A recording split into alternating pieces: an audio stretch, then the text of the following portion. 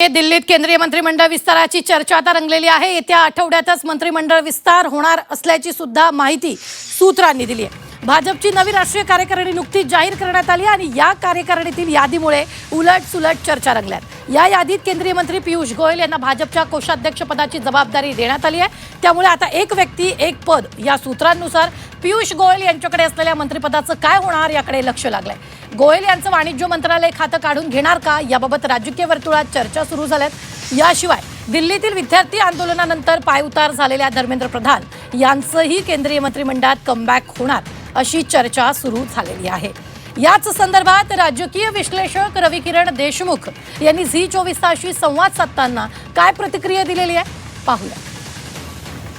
जे नुसार निर्णय घेतो भारतीय जनता पार्टीमध्ये पूर्वीपासून हे तत्व आहे की एक व्यक्ती एक पद, परंतु काही वेळा अपवाद होतो। जसं की जे.पी. नड्डा हे मंत्री असताना सुद्धा भाजपाचे राष्ट्रीय अध्यक्ष होते।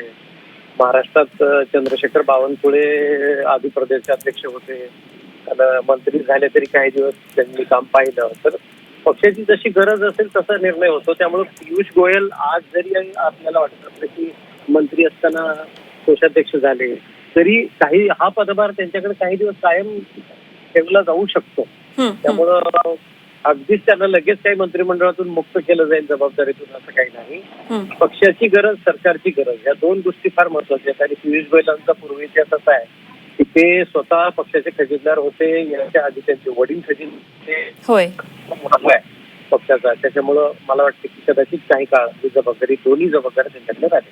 अगदी केंद्रीय वाणिज्य आणि उद्योग मंत्री आहेत ते। मात्र या निमित्तानं सर आणखी एका चर्चेला सुरुवात झालेली आहे। नुकतेच शिक्षण मंत्री, केंद्रीय शिक्षण मंत्री या पदावरून पायउतार झालेले धर्मेंद्र प्रधान यांचा जो राजीनामा झाल्यानंतर पुन्हा एकदा आता त्यांचं नाव चर्चेत आलेलं आहे। ते याच निमित्ताने की त्यांचं कमबॅक आता होणार का या नवीन मंत्रिमंडळाच्या विस्तारामध्ये?